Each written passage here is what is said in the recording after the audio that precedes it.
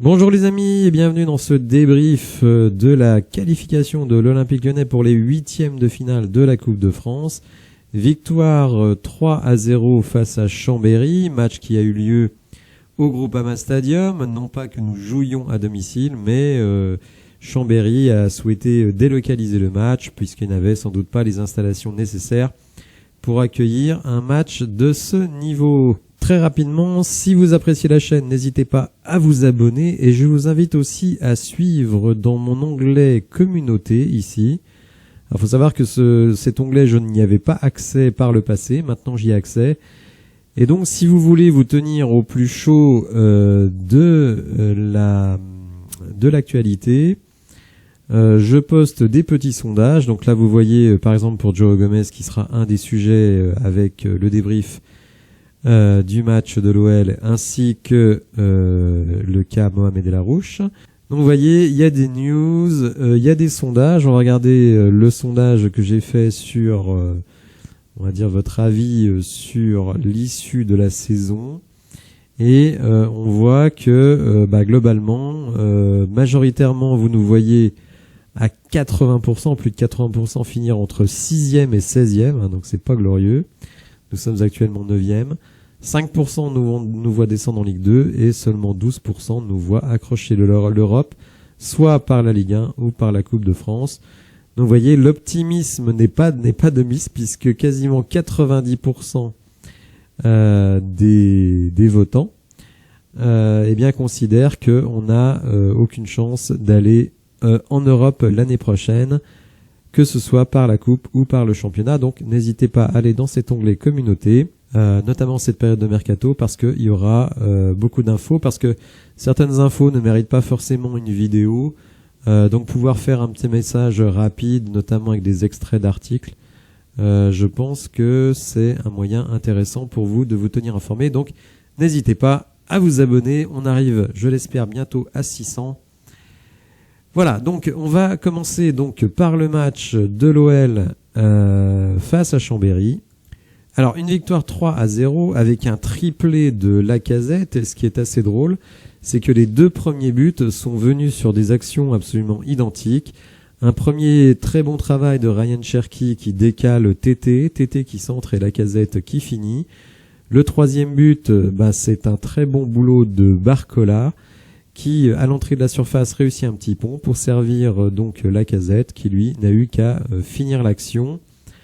Trois actions assez bien construites. L'OL a eu globalement pas mal d'occasions, mais il faut dire aussi que Chambéry n'est pas venu en victime expiatoire et qu'il a même parfois fallu un grand Anthony Lopez pour que cette équipe ne marque un but. Néanmoins, on finit avec une clean sheet, ce qui nous arrive quand même pas si souvent que ça. Donc il y a quasiment que du positif à ressortir de ce match. Alors évidemment, tout en relativisant puisqu'on joue quand même une équipe de 5e division. Si on regarde rapidement les stats, donc sur le fameux attack momentum, vous voyez que globalement Lyon a fait le métier, que la deuxième mi-temps a été un peu moins, on va dire, spectaculaire que la première, que Chambéry malgré tout a eu quelques velléités intéressantes. Au niveau des tirs, vous voyez quand même qu'il y a 15 tirs du côté de Chambéry, dont 6 cadrés. 19 pour l'OL, 12 cadrés. Donc il faut dire aussi que leur gardien a fait un très bon match.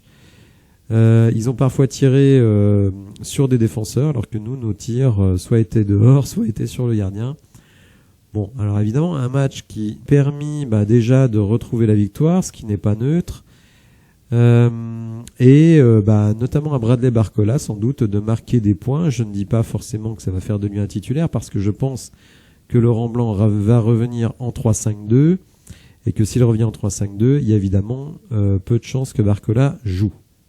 Alors justement, le système de jeu adopté par Laurent Blanc, donc 4-2-3-1, qui est un de mes systèmes préférés, notamment face à des équipes supposées moins fortes. Donc on retrouvait Anto Lopez, Tagliafico qui a vraiment du mal à s'y remettre. Franchement, ses matchs depuis son retour de Coupe du Monde sont pas bons du tout.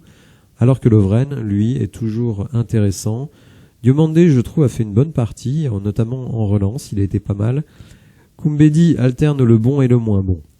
Mendes, alors là franchement il était agaçant dans ce match, en perdant énormément de ballons. D'ailleurs souvent les relations Koumbedi-Mendes étaient franchement pas terribles. Et je trouve qu'on a perdu énormément de ballons, notamment en donnant des balles vers le milieu de terrain. Et si vous vous faites intercepter, ça fait tout de suite un danger sur votre but. Tolisso pas mal, Cherki pas mal en première mi-temps, notamment quand il a décalé Tété. A un petit peu disparu en deuxième mi-temps, mais bon, c'est un peu ce que je dis toujours avec Cherki. Cherki, il ne doit pas être titulaire.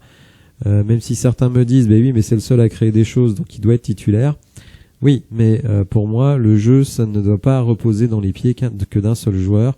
C'est une animation collective, et je préfère Cherki entrant que titulaire, même si je trouve que globalement, il y a des progrès dans son jeu. Tété a été plutôt pas mal. Bon, et déjà, il donne 2 passes D à Lacazette. Il a été relativement actif. Alors, il fait pas un match extraordinaire, mais bon, on va dire que c'était correct. Bradley Barcola, lui, a été plutôt pas mal. Il a fait peu d'erreurs. Il donne évidemment un caviar à Lacazette. Il a récupéré d'autres ballons également pendant le match. Donc, il a fait une entrée tout à fait correcte. Et puis bon, Lacazette, évidemment, nous met un triplé. Pour moi, la surprise, c'était quand même de voir Lacazette titulaire. Parce que je pense qu'il a joué quasiment tous les matchs de la saison, et notamment en tant que titulaire. Et vous voyez également, quand on regarde les remplaçants, que Romain Fèvre et Karl Toko Ekambi n'étaient pas là. On sait qu'ils sont en instance de transfert, et qu'à mon avis, ils ont de grandes chances de partir du club. Dembélé, Aouar, malheureusement, eux vont sans doute rester, tout comme Boateng. Voilà, bon, un match qui était plutôt sympa à regarder. On aurait pu avoir peur quand même face à une des 5. Finalement, cette équipe de Chambéry a eu du culot. Et puis évidemment, on a regardé avec assez de curiosité leur fameux joueur de 48 ans. Et c'est quand même assez incroyable. Mais bon, c'est pas franchement ennuyé dans ce match. C'était plutôt sympa à regarder.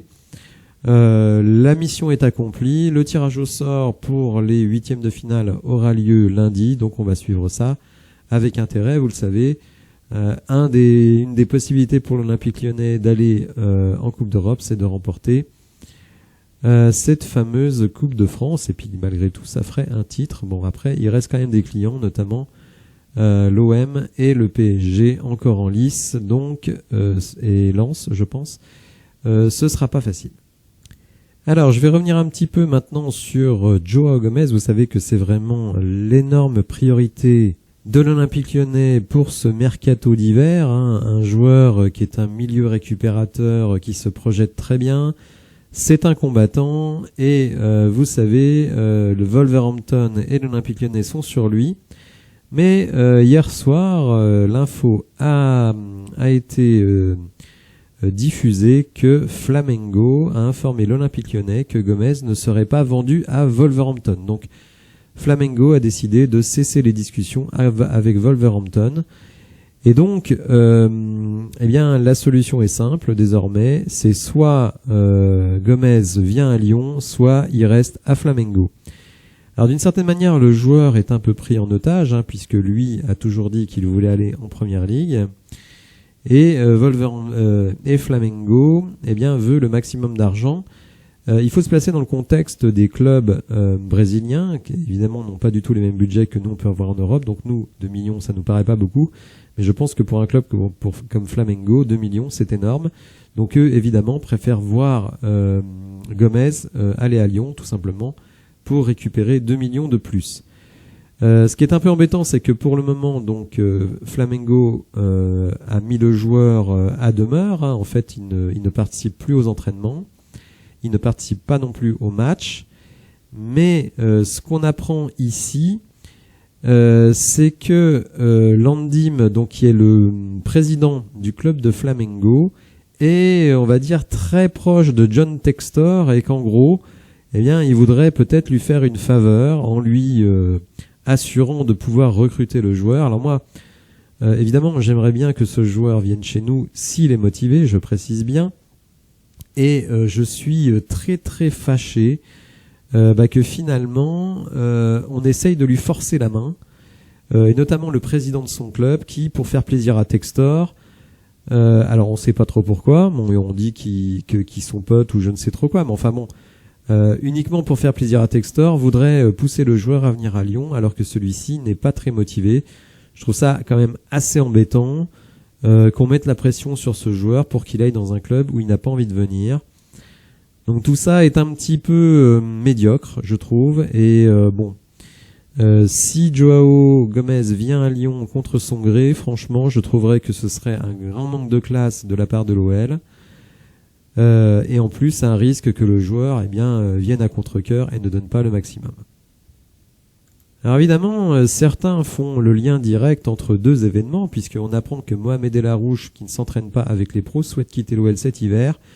Une volonté renforcée par le forcing du club pour recruter Joao Gomez. En gros, El Arouche se dit je ne joue pas avec l'équipe pro, et en plus ils veulent recruter Joao Gomez, donc il y a peu de chances que dans les mois à venir je puisse intégrer l'équipe première.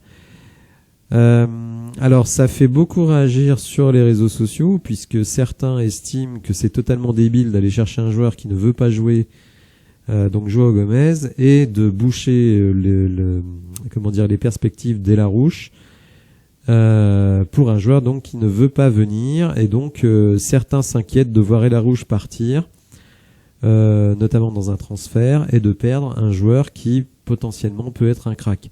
Alors évidemment, moi je pense à une autre solution pour El Arouche. De toute façon, si on écoute Laurent Blanc, il veut pas trop de jeunes dans l'équipe, et surtout il veut des joueurs physiques. Faut savoir que Mohamed El Arouche mesure 1m66. Vous le voyez ici, c'est pas le plus costaud qui soit. Alors c'est vrai, c'est un vrai talent balle au pied, mais dans le foot de Ligue 1, il faut bien le dire, la dimension athlétique est extrêmement importante. Et donc je crains qu'il n'ait beaucoup de mal. Donc moi ce que je proposerais, c'est qu'on prête Mohamed El Arouche à un club de Ligue 1 ou un club de Ligue 2, et que l'on puisse constater s'il est capable d'évoluer au niveau professionnel. Moi je n'en suis pas convaincu, même si je trouve que c'est un joueur qui a un gros talent, mais il faut aussi avoir le physique qui va avec. Et donc moi je serais d'avis de le prêter, et puis de voir un petit peu ce que ça donne. Surtout pas de le transférer, parce que je pense que ça vaut le coup de voir s'il peut devenir un crack avec notre équipe.